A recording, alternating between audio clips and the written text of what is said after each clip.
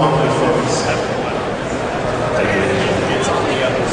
Hey, I think I speak for most Diablo players when I say the most annoying thing about the game was the magic find system where you run bosses over and over and over again. You can do it for months and find nothing. And so I was just wondering in D3, is that going to be completely changed in any way at all? Look, I do like magic find. I'm sorry. I do understand the frustration. Some people will, one common tactic was to say, for example, level sorceress. You actually like a barbarian in those, but some players will level sorceress to 9 plus, load up magic find just to look for gear for their barbarian, which kind of seems like a little bit of a degenerate gameplay mechanism. One of the reasons that happened is because for a class like the sorceress, she didn't really have any items or magical properties that benefited her other than magic find. I mean, she wanted run speed and maybe a little bit of mana plus skills, but for the most part, she could load up on MF, out the window. So that's definitely one way to attack a problem is to have alternative magical properties that are attractive to the player other than just magic find. On top of that, though, I think we also want to look at ways for players to acquire items other than simply running the same boss over and over again. I think that's sort of a content creation side where people load up their his friend or sister or something over and over. So we can take a look at that too. Thank you.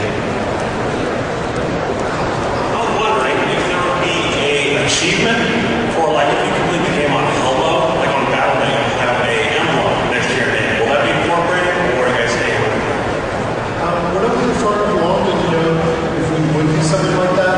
That sounds like us though, but that sounds pretty cool. I'm sure we'll do something akin to that, but we don't have any specifics. We're not really that far along. Thank you.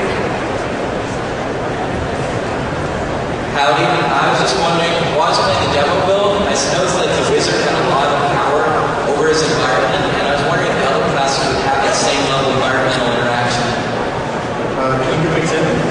Well, the wizard was able to some beams and girders, he was just throwing them at his enemies, using them almost as weapons, as from what I can see. I saw I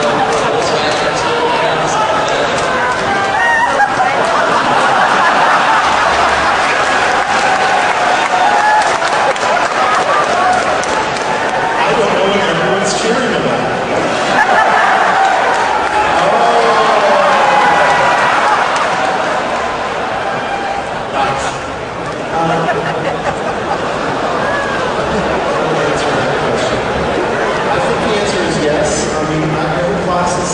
Every class is different, and certainly one of the things that we see kind of early on is the wizard feels a little more destructive because mainly with so many projectiles that just kind of travel until they smack into something. But later on, pretty much all the classes start getting something that's really good for that. Even the barbarian gets Silent Slam, Leap, which allows him to really kind of extend his range a little bit. So yeah, definitely. All right, thank you.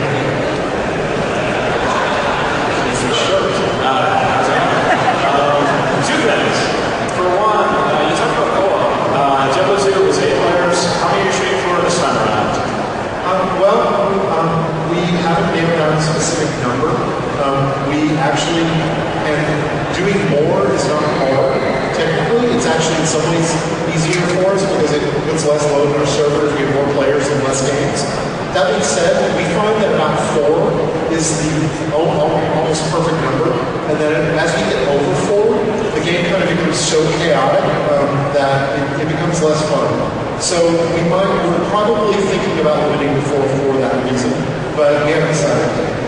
I would also add to that, if you think about when you hear this 4 number, how do we come up with that? Is Diablo 2 had 8, but how many times did you actually have 8 people playing, really together? How do you ask yourself that as well? And number 2, I tricked you guys into revealing, is there going to be a ranger or something? I mean, Amazon, Road. I announced both the other classes earlier this morning. The 4th class is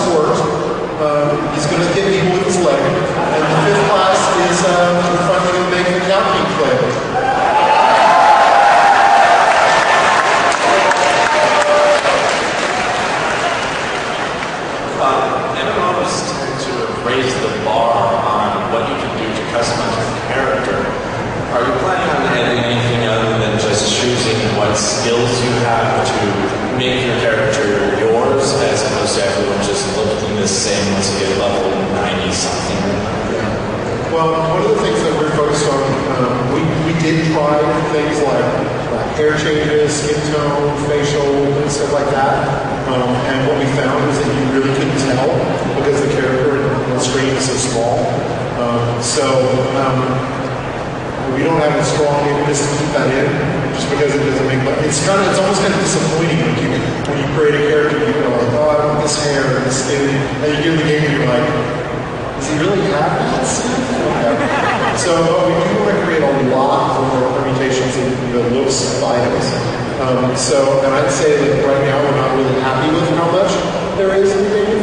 And so that's one of the things we're really going to focus on. There's so many look switches that in game there are a lot of different variations of how players look and play.